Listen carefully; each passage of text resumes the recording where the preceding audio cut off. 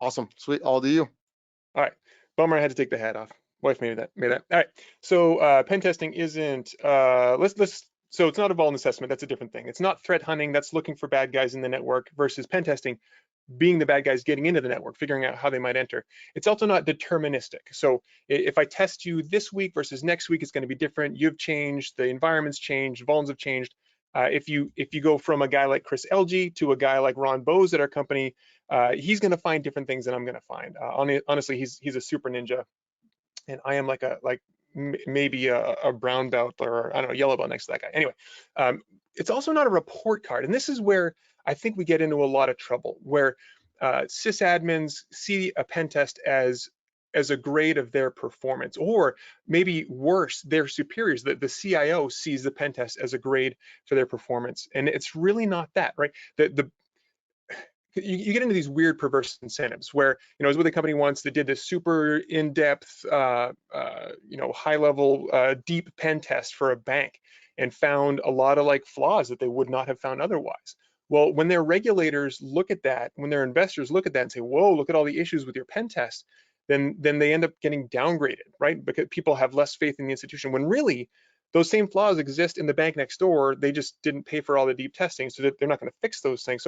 So try not to think of pen test as a report card, because that can really get people in trouble. And it's also not adversarial. It is not the pen tester versus the client. And I'm talking as much to the pen testers as I am to the clients here, right? There's no winning as the pen tester. If you get domain admin, great, that's wonderful, but that's not the point of this. It isn't us versus them.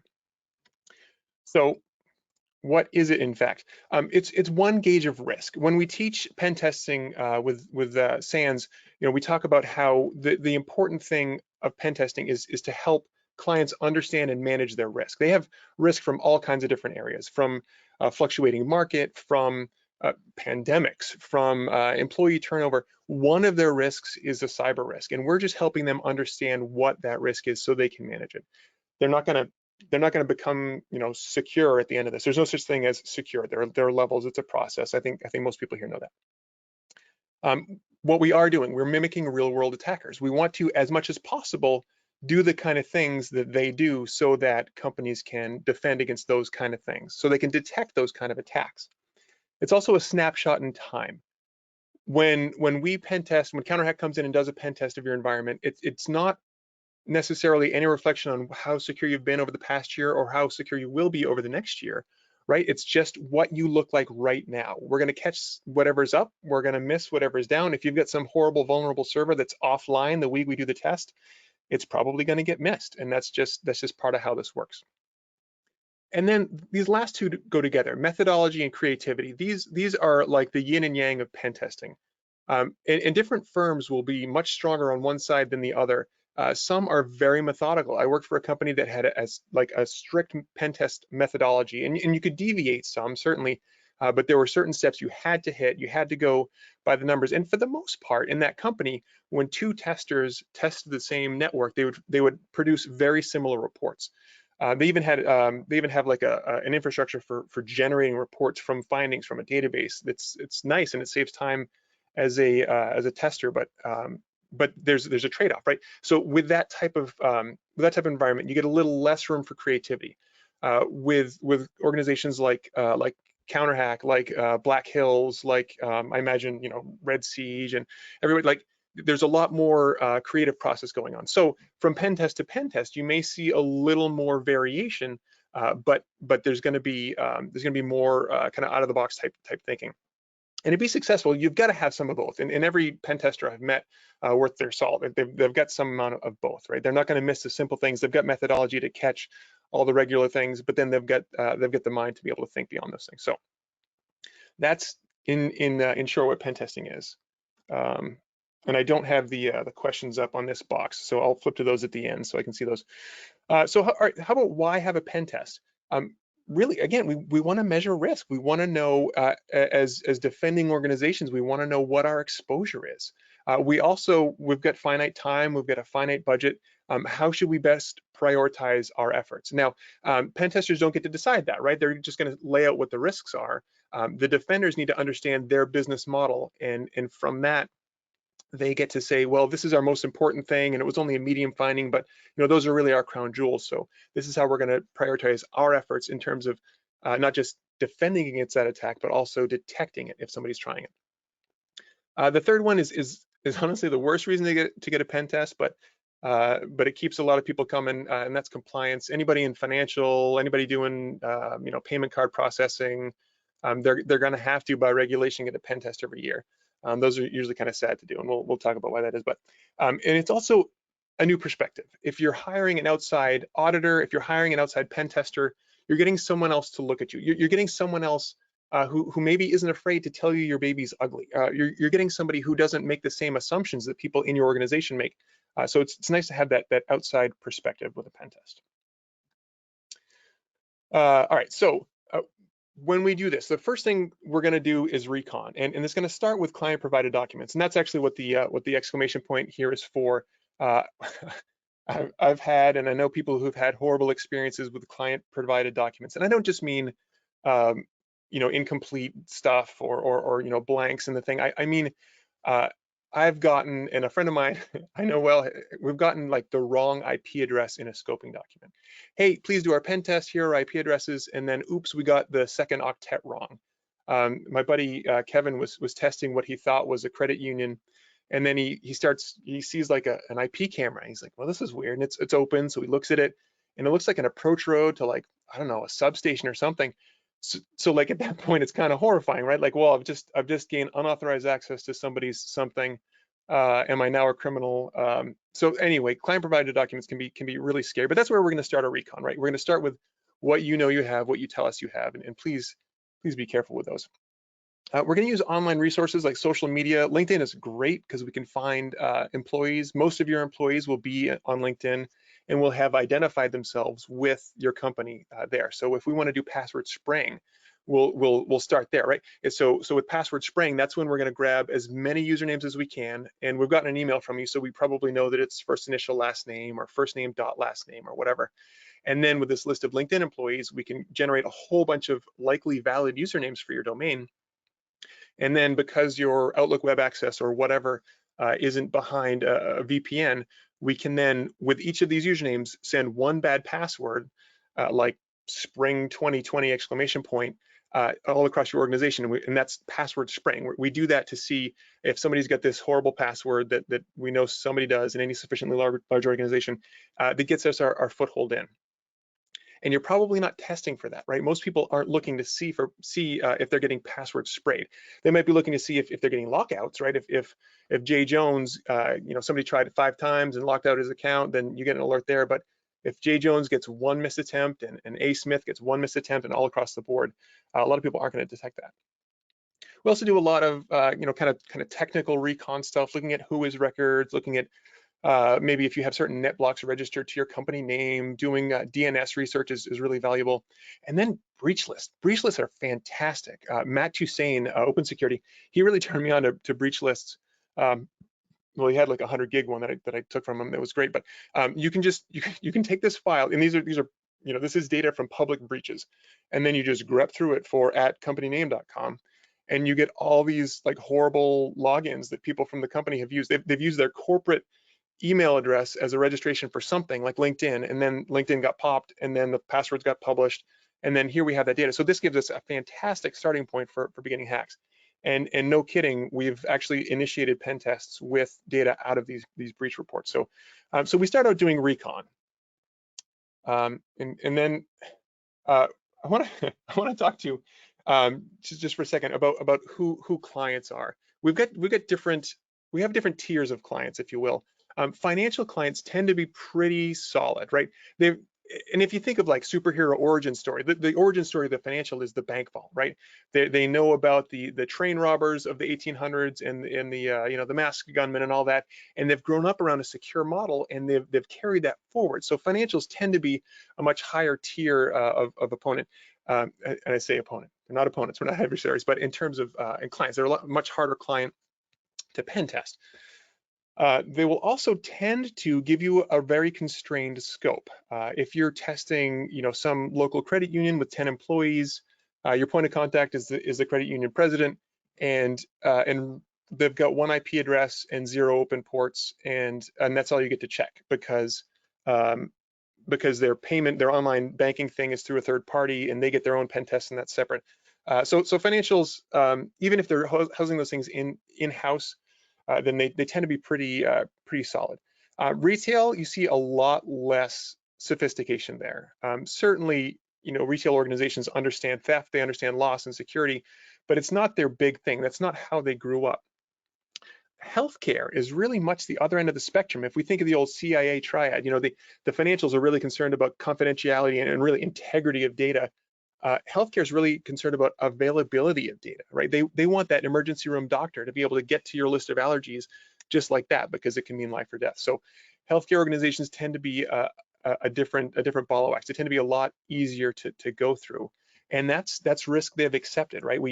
They expect that, we expect that. That's how that goes. IT organizations, I'd love to tell you that when we test MSPs that they come out shining, but I haven't seen that happen yet. I have seen them with things like SIMs exposed to the internet and with default creds enabled. I've seen some horrible things, but they're not the same as financial. So they're different tiers of clients, and you see the gamut. Are they adversarial? We want them to be. We want this. I mean, not this especially, because this guy's a little scary. But we want the open trench coat, so to speak. We want the white box, the crystal box testing. We want to see everything there is of that organization. We want all the IP addresses. We want to know what versions of software you're running, so we can find all the things. And yes, to some extent, we do want to pop shells and get cool, callbacks and that nerdy kind of stuff. But also, the more we know about your organization, the better we can do at identifying the flaws that exist. So the more benefit you get from the pen test. What we get a lot of times is a bit more adversarial, especially when the person who contracted the pen test is like the CISO, and then the person you're working with is like somebody from the help desk. Or maybe the CIO contracted it, and you're working with the CISO, and he wants to, he thinks of it as a pen test, so it can get adversarial, and that can be a bummer. I've had good luck lately with that. How about scope? Pen testers, we want the whole solar system, right? Give me everything. I want everything in scope. I want to be able to do social and physical and all those things. And then you get the financial that says, here's my one IP address. It might respond to ping. Again, you're going to get less out of that pen test than you would with a full scope. But I understand that sometimes we can't open everything up, and sometimes people don't want to have all the findings for whatever reason. How about how communicative people are? This image isn't going to make a whole lot of sense unless you know my buddy. I'm going to call him George. He's that client that you want. He's the one that's always talking. Every day you call, check in, like, hey, pen test is going on, and then even after it's over, you hear from him at least once a week, because he's got this list of findings and he wants to close every single one of them. So George, he had this one, and it was a really low finding. It was like, your web server is giving back a header with like the version of the web server in it, and that's information attackers can use. If it's Apache version, whatever, they can look for flaws, whatever. So he wanted to close this finding of hey, I don't want to be giving out my host header, and it took a bit of doing, because it's kind of tricky to get it to come just right. And I ended up giving him a curl command that he could run, because by the way, curl is in Windows now. It's not just Linux. You can curl right from the command line. Here's a curl command with verbose, or to see the headers. So as you iterate and try different things, you can just curl it yourself and see what's going on. I'm happy to check for you as well, but if you want to iterate faster, and then he emails back and says, thank you for curling with us, and sent me a picture of a curling stone. I love that guy. I hope he's doing well. I'd like to talk to him soon. Sometimes it's a little harder. Sometimes you're dealing with people who didn't order the pen test, who want to win, or just who have other things to do, right? Everybody's busy, especially right now with all of this going on. I mean, imagine being the help desk guy, the sysadmin, who is trying to get everybody's VPN access working correctly, and then at the same time, you got to deal with these pen testers who need their own VPN creds, need their own. I mean, it can get difficult. So sometimes communication can be a bit of a pull. And then there's remediation. Some people are great, right? Like my buddy George, who would get after every single one. And I'm smiling now because he actually, one time he called and I answered, and he says, "Good morning, Mr. Chris." And if you don't know, the correct response is "Good morning, Mr. George." But anyway, he was all about getting after everything. A lot of clients don't. They let things just kind of stay broken. It's a mixture of risk acceptance. It's maybe a bit of resource exhaustion, whatever it is. But this honestly can be one of the leading causes that your pen testers will burn out. You hear a lot of times where people test the same company year after year and find the same vulns over and over, and it's kind of like, is it Sisyphus pushing the rock up the hill? It can be a little discouraging. So just another way we see a wide range of clients is in what they do to remediate. All right, so prongs of the actual attack. We talk recon, we talk what the clients look like. Now in terms of what we do when we actually start firing, one of the things I think people think of most when it comes to pen testing is their external network. Here are my IP addresses. Can Eastern Europe get in from where they are? And this type of testing, I think, best models opportunistic attackers. Right? These are people who are scanning the internet. These are people who are looking at Shodan results. They just want to see what's open because they found a flaw in something. They know how to exploit it, so they want to find out who's got that flaw and then just go and break in and see where they can get. So external network pen testing is a good proxy for that kind of attack. A lot of compliance clients like to have this kind of test because they just need to check that box. They need the annual pen test. This honestly is a cheap-ish form of pen testing, and it tends not to bring up many skeletons out of the closet. And like I said, bears little fruit. Something that is I think a lot more useful is web app pen testing. Web apps are everywhere. We just talked about web apps last week at IntroSecCon, but they run the web. Whenever you're on a page that does anything beyond just like show you text, it's probably a web app. If there's any kind of search, if there's any kind of login, if there's any kind of game, it's some type of web application. And there tends to be so much there, like you're seeing that just the top of the iceberg, and then like the rest of it's underneath there, and can be exciting for us to start digging into that. And your targeted attackers are going to do that. Certainly, there's some opportunism here, like with things like struts. There are still these, or what was the bash? Where you could send bash commands right to a web shell shock. Those kind of things happen, but really, people who are going after your company are going to look at your web apps, and they're going to look and see what they can find. And there's always something there. And it can be really hard to just have a scanner do this. There aren't many good automatic tools for this, and even those that are good, they don't get everything. Like an automated tool can throw funky input in and then get reflected cross-site scripting back, and maybe that's interesting, maybe it's not. But a human can be the one that goes and puts negative quantities in a shopping cart and then gets back a 0 price tag for their order and says, boy, this is wrong. So it's hard to automate. It takes a lot of effort, and it's usually billed separately. And here's part of it. Here's one of the secrets of pen testing. We don't really have like material costs. I mean, we pay for licenses, like annual licenses for Nessus and Burp and whatever, maybe Core Impact, but your pen test, other than like, unless we're traveling, doesn't cost us materials. It costs us time. And what you're really buying is pen testers' time. So especially with web apps, a lot of people will sell web app pen tests by the hour or by the week or whatever it is, because that's kind of how results come out. I might spend an hour looking at something and find a flaw, maybe not. I spend a week looking at that same web app and I'll find a few things. And then like the next week, testing that same app, I might find a couple more. If I spend a third week, I might still find a couple more flaws with it. Just trying different things, sending different inputs, seeing what comes back, going to different parts of the website. So web app pen testing is really this dynamic thing. Some pen testers will only do web apps. Some will not do them at all, and it's really kind of its own thing. We also do social engineering.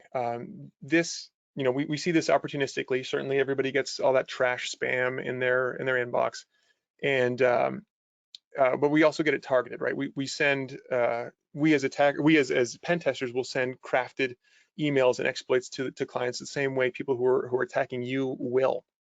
And it almost always works, right? Almost always. Some kind of attachment is going to get through, some kind of link is going to get through, and somebody's going to click it. Someone will always click it.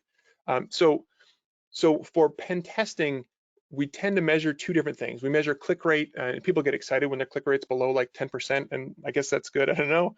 And then we also like to measure payload effectiveness. So like with CounterHack, when we test the phishing, the social engineering lane into a network, we'll send a group of payloads and see which ones get through, see which ones actually fire. We'll have them do something like PopCalc. That seems to be our favorite in the pen testing world, is can I get this attachment, this link or whatever to run calc on your computer? And that's kind of a stand-in for, I could have run something else. It could have run something malicious because I could open calc. And then we'll kind of mix the two of these together. We'll mix the click rate, we'll mix the payload effectiveness together and say, well, this is roughly your exposure to social engineering. We might also do this in a physical sense, right? We might go to a facility and try to tailgate people, try to sneak in, try to talk to somebody at the front desk and see if we can get a password or a PIN or access to somewhere.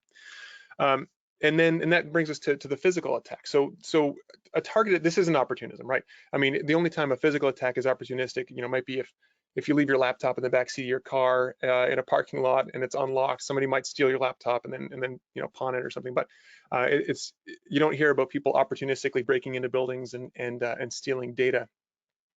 I hope that's not coming, but it's targeted, and it's something that happens, right? People will do this. People are willing to, if it's for nation state purpose, if it's for even industrial espionage, we're starting to see that kind of thing. Hopefully not in your neck of the woods. I don't think in mine. But we need to know what's possible. So physical pen testing is another, almost its own discipline. And you can do it all sneaky at night in the hoodie, or show up during the day with a delivery uniform. We will oftentimes just do it overtly. We'll walk around the building with the security person, whoever issues the keys and the badges, and we'll do laps and look at all the doors, look at all the windows. And then try some lock picking. I love doing badge cloning, the RFID badges. I think that stuff's a lot of fun. And I really want someone to ask me if their roof access is an issue, because I need an excuse to buy a grappling hook. So please, someone ask me about your roof. And then I put Wi-Fi in here too, because although it's much more of a technical, like computery thing than picking locks, it requires physical access. So that's something that some people will ask for on a physical assessment.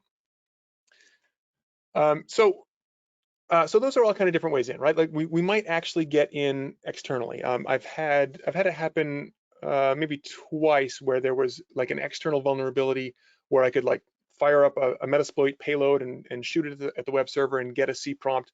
So that does happen sometimes, and that'll get us in. Sometimes the social stuff can get us in, or the physical, we can get to a network jack.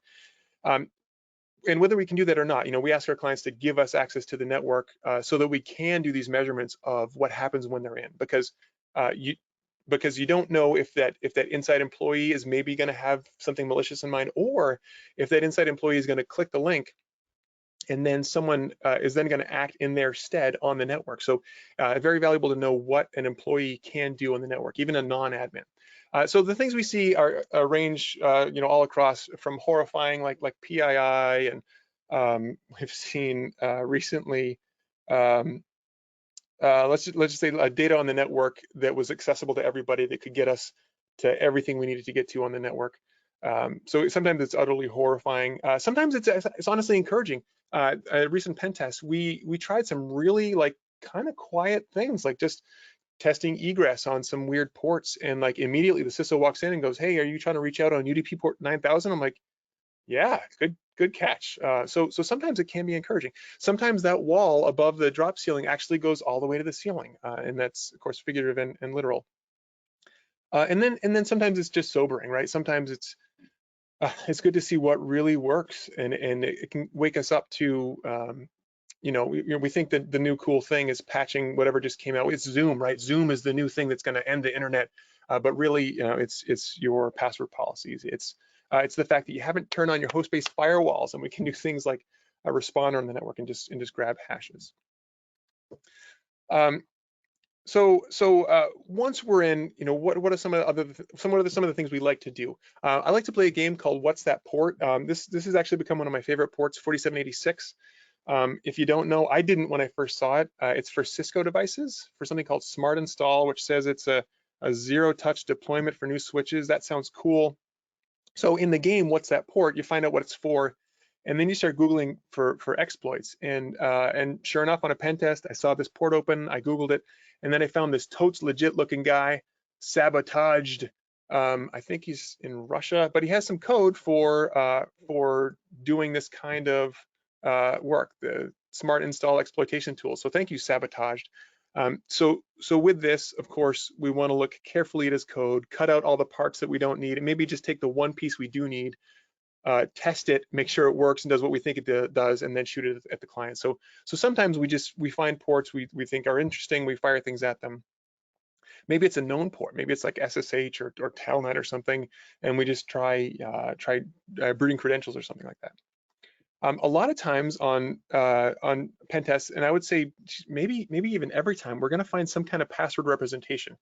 Maybe it's going to be with Responder, right? In that top cell there, where we're just listening on the network and we tell everybody, hey, if you need to auto configure your proxy, come to me. If you need to, if you're going to do an LLM&R broadcast, if you're looking for name resolution a specific way, I'll give you all the answers you need, and then Responder just kind of funnels clients through your machine to give you hashes. So we'll find hashes that way. Or maybe we get onto a box and we use something like Meterpreter and Mimikatz, and we dump hashes out of a box. One way or another, maybe we gain access to the domain controller and we get all the hashes. That happens too. One way or another, we get these password representations, and then we can bring them offline and try to crack them to kind of keep going through the network. One of the kind of latest, coolest ways to do this, and I think it's fantastic, is Timidine's Kerberos thing, where you look at SPNs and you can pull a type of hash off of those, and then try to crack those offline, and then see what kind of access that gets you. So hashes, that's especially in a Windows environment, that is a great way to move around. Hopefully you've at least got your host-based firewalls on, so we can't go workstation to workstation. We have to go through servers. But again, that's not terribly common. All right, so we're moving around, we're doing lots of different things. We need different tools to do that, and we can pick from all kinds of places. There are open source tools like Mimikatz and Metasploit and Inve, neat things that let us do all kinds of crazy things in your environment, from mimicking other users and things like pass the hash, where if we can sniff you connecting to another machine, we can just use that piece of authentication that went over the wire basically in clear text and use that to authenticate as you to a service. So cool tools to do that. There are tools we pay for. A lot of people will pay for a Qualys or an Expose or a Nessus to do vuln scanning. Most orgs, I think, are doing their own scanning now, or I should say most orgs who get pen tests are doing their own scanning now, so maybe they don't want you spending the time on that. But Burp Suite is a great tool. It's like a few $100 a year. The cool shops might have something like Core Impact or Cobalt Strike if they want to have some neat, fun, flashy graphics. They're great tools. And then a lot of tools are developed in-house. Over here on the right, these are actually mostly just pen testing. Excuse me, these are mostly capture the flag Python scripts I've written to just manipulate different bytes and look for different things and do port knocking and whatever else. But they're useful things too, right? Like I mentioned that whole platform that a previous employer had that generated reports. That was super handy to have. Companies like Black Hills developed some really excellent pen testing tools like Mail Sniper or Power Meta that will do, Mail Sniper helps you do password spraying and pulling down the address book once you've gotten in. Power Meta, I think, is fantastic. It goes to the Google and then looks for all the PDFs and Word docs and Excel sheets at a given client's domain, and then pulls them down and looks for metadata, runs it all through EXIF tool and puts it in a spreadsheet. And they're super nice at Black Hills, and they release them. And thank you guys so much for doing that. I think it's wonderful that you're able to do that. Some people keep tools in-house, and that's okay too. There are certainly arguments to be made for protecting your own intellectual property as a pen testing firm. Or we could get into, and we won't today, the argument of, is the industry as a safer, or are organizations as a whole safer when these tools are released to the public, or are they safer with those tools hidden? And then you get into if just the bad guys have them, just the good guys have them, whatever. But anyway, so tools are often developed in-house, given away, or kept, and that's fine.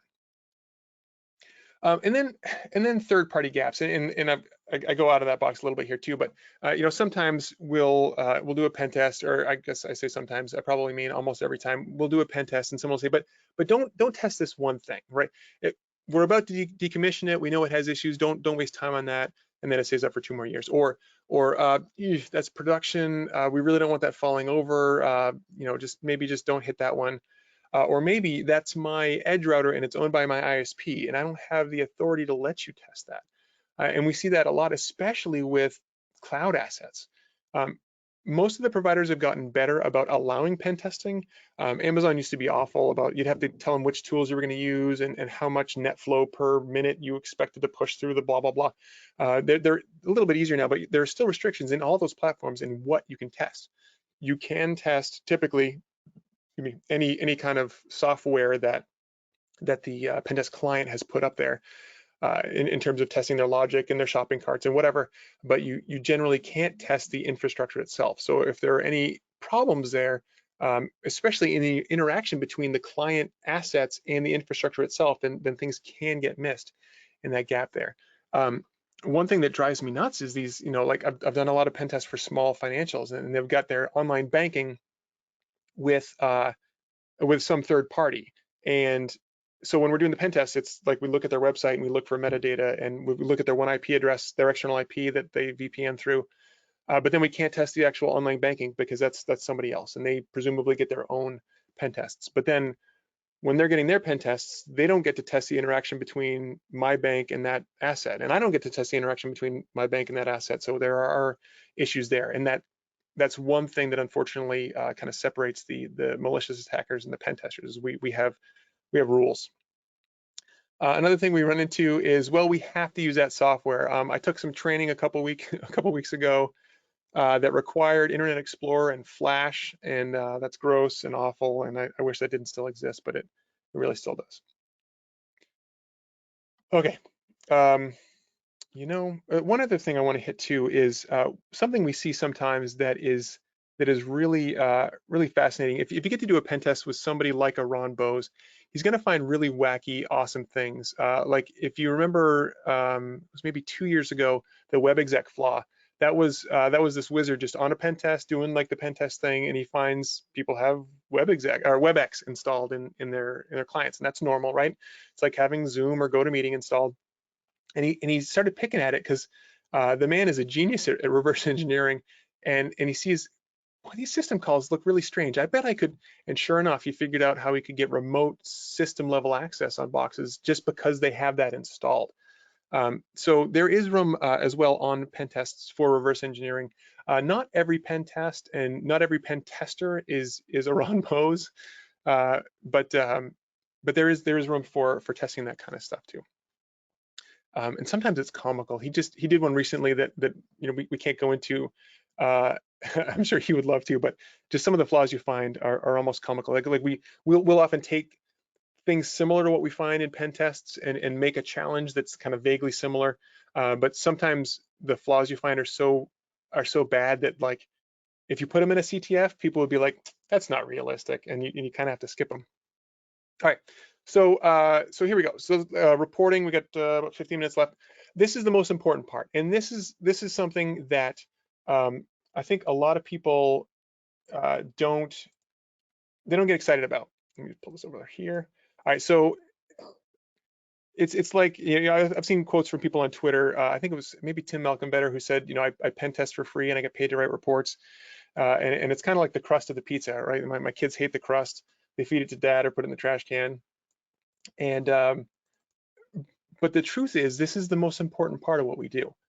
The client might get a tiny bit of experiential benefit from us being there testing because they saw what we were doing. Hopefully they're welcome to come in the room or talk with us on the phone or whatever as we're doing it and learn from what we're doing, and they get the detection practice and all that. But they tend to get just not a whole lot from that. But the report is really the takeaway.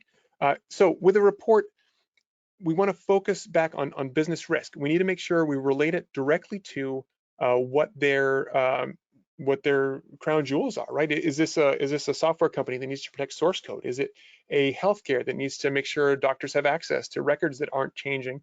Is it a financial that needs to keep secrets and keep data integrity? We have to always keep the client in mind as we do this and make sure we focus on what they are, because they may not care that you got domain admin, right? The average bank CEO has no idea what a domain admin is. So good for you for dropping all the shells, but what does that mean about people getting into the vault? A buddy of mine once got like a bank vault code but didn't get domain admin and was disappointed. I'm like, dude, you won. You're doing fine. So we also want the executive summary to be just fantastic. This should be the part of the report that you put the most brain horsepower into, because the higher ups are just going to read this one thing. The rest of it's going to get cut up and handed out to different people. The firewall guy gets pages 6 and 7, and the help desk gets pages 12 through 13. But the executive summary is what the important people are going to read, and it's what's going to give them an idea of how their organization actually sits. This is what tells the decision makers, hey, we need to put more resources into cybersecurity, or hey, maybe we're well ahead of peers and we can worry about earthquake risk or something different, right? And we want to make sure we're defining some things very clearly. The risk, can't stress that enough. What's the actual risk to the organization? And some of that, by the way, involves back and forth discussions with the client. We got domain admin on a pen test not too long ago, and then we're like, all right, now what? So we talked to the CISO, like, hey, how do we show impact here? Like I can tell you, hey, look, I got in your network like this, and that's, I like calling that above the neck impact, right? We understand that in our brains, but as pen testers, we want to hit them below the neck. We want to hit them in the chest, right in the heart, with like, oh, look, here is the president's desktop folder, or here are your client financials, or here are whatever is really important to them. In the report, we want to hit all the technical details, because there will be nerds that read these as well, and we want to make sure they can understand exactly what's going on. We want to give them remediation recommendations, right? If something is broken, we want to tell them, hey, this old nasty here, you really need to shut it down. Maybe they can't. Maybe that's something that they rely upon. They just don't have the resources to replace it. There is no replacement for it. So if that's the only recommendation you gave, then it's not super helpful. But if you say, hey, you should really decommission old nasty, or super firewall the thing, right? Have like an actual physical hard firewall in front of this, only allow access from Bob, and that's only Monday through Tuesday, 9 to 10 a.m. And then the rest of the time have this thing that's untouchable, right? You've given 2 recommendations, and then that gives the organization a lot more flexibility to react. And then verification tests, right? When I'm working with George and he's trying to get rid of his HTTP header, his server header, I gave him that curl command, and that can be something that can save them a lot of time. Most pen testers will come back and retest things for free anyway. Hey, can you check this one thing for us? And we'll for the most part do that. All right, so just real quick, this is an example pen test report. You saw the executive summary already. I want to show you also, these are the kind of things you want to do as a pen tester, and the kind of things you want to look for as a client. You want to see screenshots that are meaningful with like boxes and call outs that show, hey, this is what you actually need to look at. Clickable links if you can, right? That stuff's great. Talk about the tools you used. And then when you're doing the findings, hey, your egress filtering is lacking, and this is what that means. This is what we recommend. And by the way, if you want to test your egress filtering, here's a verification step. Set up a couple boxes this way. Try to do some local port forwarding like this, and then test it like this from another box, and then that'll tell you, if you see this, that means you're still vulnerable. If you don't, then you're not. So so that kind of stuff can be super helpful for clients. And that's part of what being a pen tester is, right? This is the takeaway. This is what we leave with them when we walk away. One last note on reporting. There are a lot of unsaid things, and this kind of gets into people like Ron who find these monster findings, and or me. I'd love to tell you some stories about things that have been hacked, but client confidentiality, of course, is paramount. But it's nice when we can take anonymized information from clients. It's nice when clients can give us permission, like, hey, you found this thing, we've patched it, please tell the world. And that's wonderful when we get that. And you'll hear horror stories about people trying to do vulnerability disclosure, and the software vendor being ignorant, or not ignorant, but immovable about it. And that's a bummer, but it's not always how it is. A lot of times people can will actually let you publish, and they'll help you get the CVE out there so people can get patched and get better. All right, so with that, Nick, if you wouldn't mind, could you peek in the questions section and see if there's anything in there? Yes, we do have a few questions throughout. One is, will we have access to gain access to your slide deck? A lot of people have been asking for the different presenter slide decks. Will you share that slide deck with us? Yeah, sure. I'll put that. I think it's heard the last speaker. Send it to info@derpcon.io. Yeah, everybody keeps getting the last one. All right, cool. It Easy. works. Awesome. So another couple questions we got. All right. So you were talking about tools on one of your slides, and someone missed that. They're asking if you can mention these tools again. I don't know the specific slide. It might have just been the tool slide. Sure. And there are so many. It's Oh, a never-ending list. I think I blew past it. Yeah, there's so many tools out there, and there are new ones like almost every day. Yeah, and in these different categories, right? Awesome. Let's see. We had another question earlier. Okay. What advice do you have for a new pen tester? Whoa, advice for a new pen tester. So I guess first, I hope you got into this because you love this stuff. And the next talk is actually about becoming a pen tester. So stick around for that one. But I hope you got into it because you love it. And then keep learning. Do capture the flags, learn things, build tools, publish tools. Just get deep in the community. If there's an aspect of pen testing that you don't get to do in your current role, find a way to do that. Volunteer locally. Get involved with your local OWASP chapter or ISACA or ISC Squared or whoever. And then if nothing else, just have a really solid home lab, right? And that can be just a few VMs in your laptop interacting with each other, but try out the cool things, try Responder, run that in your home network, see what happens. Just play, do what you find interesting, and keep learning and growing. Yeah.